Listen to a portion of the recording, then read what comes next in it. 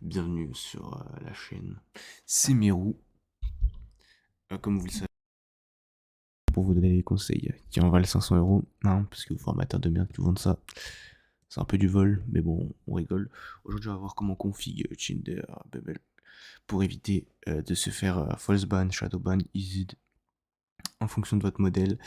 Donc aujourd'hui, on va voir la méthode anti-browser, aussi dite en passant, abonnez-vous. On n'est que un sur la chaîne, on vise le 2 abonnés là. Et on va aussi rejoindre le Telegram en bio, parce que c'est là où je vous donne mes meilleurs conseils.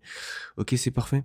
Si vous avez besoin d'un accompagnement personnel, je peux prendre une partie de mon temps pour vous aider vraiment, vraiment. Mais par contre, ça sera payant. Donc, si vous êtes vraiment intéressé, vous m'envoyez un message en DM sur le Telegram et on en reparle pour un accompagnement H24. C'est parti, on va maintenant attaquer le navigateur. Donc, il faut prendre un navigateur, pardon, anti-detect. Dolphin est vraiment utilisé sur Bumble. Sauf que nous, pour Tinder, on va utiliser Incognito. Incognito, donc là, il y a le lien d'affiliation de mon pote. Donc, c'était un pote d'un forum. Donc, si vous voulez y aller, lui gagner un petit truc dessus, je crois. Je sais plus très bien. Mais je m'en fous, moi, je gagne rien dessus. Ok, donc pour créer le compte, vous allez juste config comme ça. Donc, dans profile name, vous mettez ça par exemple. On s'en fout de ça. Vous mettez ça, vous mettez si vous êtes sur quelle version. Euh, pour la version ça, en fait, il faudrait prendre une version qui s'affiche supérieure à 108, parce que sinon ça ne marche pas sur les Windows 10. Le fingerprint, en fait, le fingerprint, ça va être la trace que vous laissez. Ça, on va voir ça après. Et le proxy, on en reparlera juste après. Ok, donc en parlant des proxys, va falloir les ajouter. Donc, pour avoir des bons proxys, en fait, faut que leur score de fraude. Donc, en fait, pour vous expliquer simplement les proxys, c'est un peu comme des VPN. Sauf que on pourrait dire que c'est l'inverse des VPN. J'ai pas envie de rentrer dans les détails. Mais en gros, plus des gens se connectent avec un proxy, avec le même proxy, plus le score du proxy augmente en fraudulosité. Et donc pour ça, on peut utiliser des services qui fournissent de très bons proxys. Donc il y en a énormément sur le marché francophone, mais le meilleur reste quand même Hydra Proxy, qui fait, je crois, 3 € le giga pour les agences. Un truc comme ça, c'est vraiment très intéressant. Ok, donc ensuite, vous allez config, vous allez vous rendre sur ce site pour en fait faire les checking du proxy. Donc ça, vous pouvez vous arrêter et lire tout simplement. Et donc, en fait, si votre proxy a atteint un score élevé, vous les mettez pas OK. Et donc là, il va falloir se connecter uniquement avec des proxys donc low, score faible, tu vois, un petit score faible.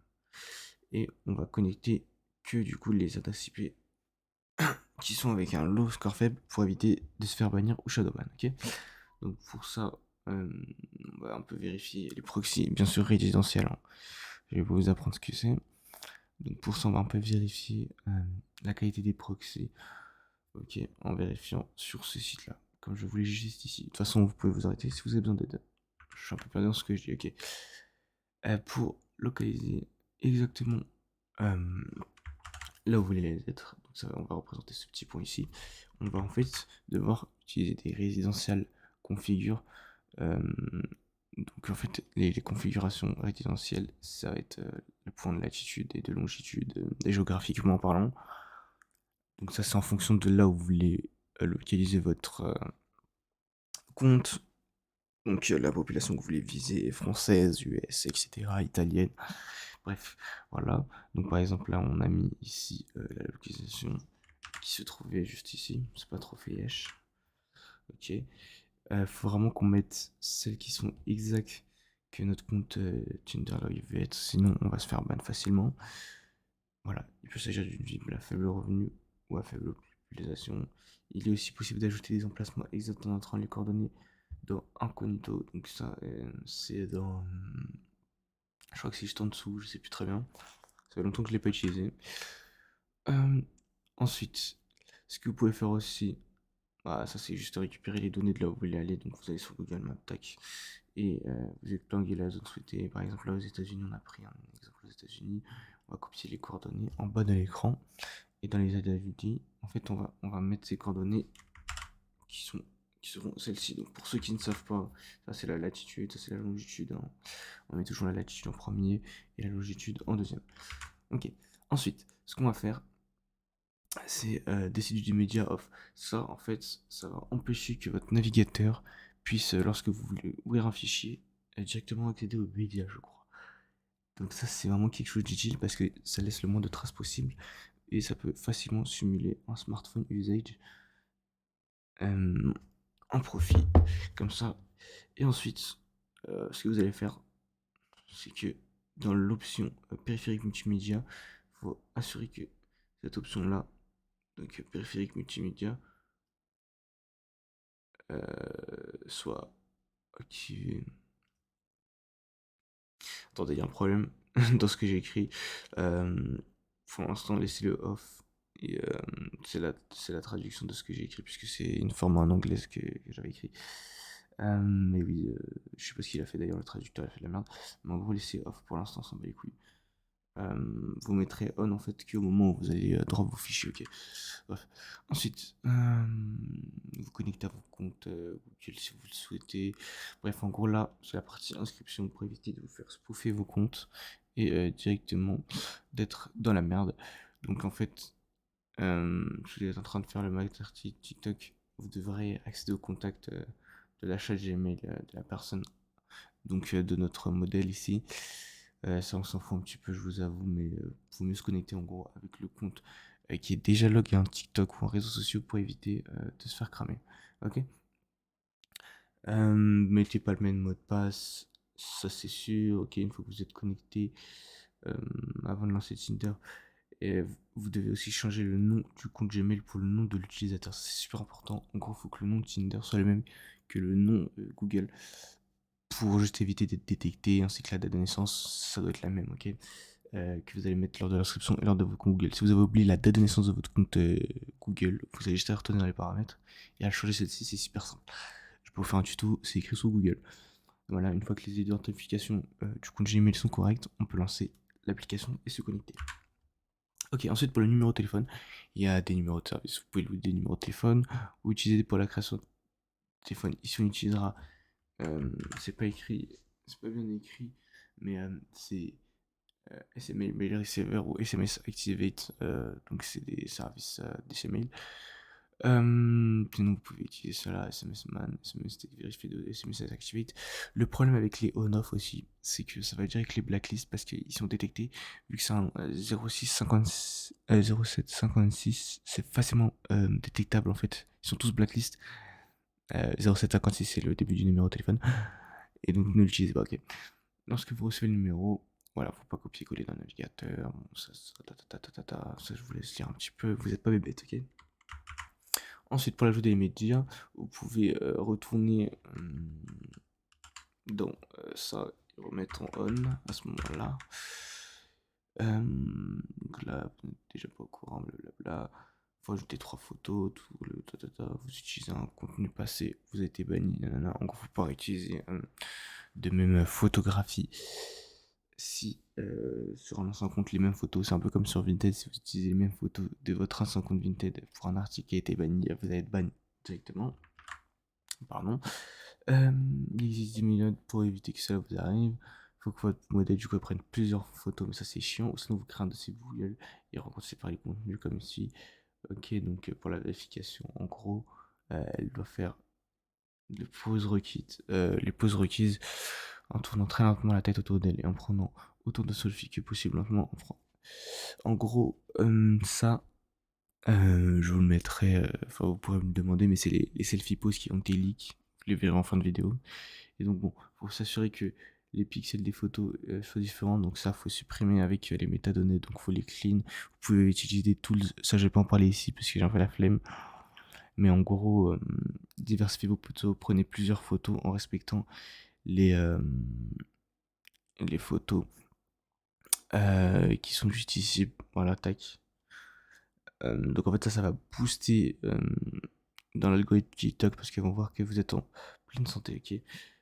Vous pouvez changer facilement les photos rapidement, ok. Lorsque vous ajoutez des photos de profil, Euh, voilà, faites attention au recadrage, etc. Oui, c'est pas exactement bien traduit, désolé les gars. Mais bon, c'est d'habitude je lis qu'en anglais les gars, je lis pas en français. En ce qui concerne la préconfiguration du compte, donc ça c'est juste vous venez de créer et d'ajouter les photos, et temps de faire 3 sauces spatiales, nanana. Là je vous laisse lire tout ça. Donc en gros, c'est tout ce qui va être la partie biographie, euh, relations, tout ce qui par exemple, le signe astrologique et tout, tatata, relations, nous voulons dire, voilà, tu vois. Ça, je vous laisse lire tout ça. Vous pouvez mettre en pause. Le langage, toujours de langue pour que la fille n'ait pas l'air d'une idiote, ça c'est vrai. Le signe du zodiaque, ça il doit être bien localisé pour des raisons évidentes de ban. Raison évidente de pousser dans l'algorithme. Non, tu vois. Ça, faut non, parce qu'il n'y a aucun avantage à dire ça. La ville, bon, ça doit être logique. Et Tinder, pour une fois que j'ai fait, retourner à la page d'accueil, swiper plusieurs fois, pas plus de 5 fois, sinon vous allez être un peu suspect. Non, parcours et profil. En fait, faut que vous ayez l'air d'un utilisateur normal, ok? Et après, vous avez juste à close votre ordinateur, votre navigateur. Ok, tac. Ensuite, on va passer à la partie vérif KYC. Donc le KYC, c'est ça, donc l'appli passe vérif. Extrêmement, extrêmement de formateurs ne vous forment pas sur ça, ou vous payez un extra juste pour ça, ok? C'est hyper simple. En fait, ce qu'on va faire, c'est qu'on va émuler notre caméra pour la vérif. Donc comment faire? En fait, vous allez lui demander de mettre la vérification et de fermer le navigateur une fois, juste pour veiller à passer à l'étape suivante. Donc en fait, une fois que vous êtes à cette étape, vous allez lancer votre OBS et vous pouvez faire comme si vous n'aviez pas accès au mannequin, donc au téléphone du mannequin. Vous pouvez essayer de faire vérifier le compte. Ok. Nous avons quelques paramètres dont nous devons nous assurer qui sont corrects avant de procéder. Ok. Donc nous allons devoir nous assurer que les paramètres sont bons. Donc pour ce faire, on ouvre Windows, gestionnaire du périphérique, on va dans la caméra, on regarde les caméras activées, on les regarde toutes, ok, on fait désactiver le périphérique, ok. Par exemple, si vous avez une webcam, vous les désactivez, ok. Comme ça, il n'y a plus que la caméra OBS qu'on devra ajouter. Ok, dans votre navigateur, en haut à droite, donc ce sera par là, il y a les trois petits points, vous cliquez dessus, paramètres, vie privée, sécurité, paramètres du site, tout, appareil photo, tout, appareil virtuel OBS. Donc c'est la caméra virtuelle OBS de Studio OBS. Pour OBS Studio, comment créer une caméra virtuelle? Vous tapez sur YouTube Emulate OBS Studio Camera. Bon, en gros, vous ajoutez juste une source, vous sélectionnez l'image, tac, et vous démarrez la caméra. Ok, donc là, on va activer au pouce nécessaire que vous devrez utiliser avec votre modèle. Tout le monde devrait le prendre. Ça, généralement, vous le trouvez un peu partout, ce genre de photos. Si vous les voulez, vous demandez, je vous les drop. Ok, donc le taux de vérification dépend fortement de la capacité à passer le processus de la vérification avec OBS sans commettre d'erreur, comme le montre la vidéo qu'on a soumise avec un collègue. Une photo dans le mauvais sens peut provoquer généralement un bannissement lorsque vous pouvez.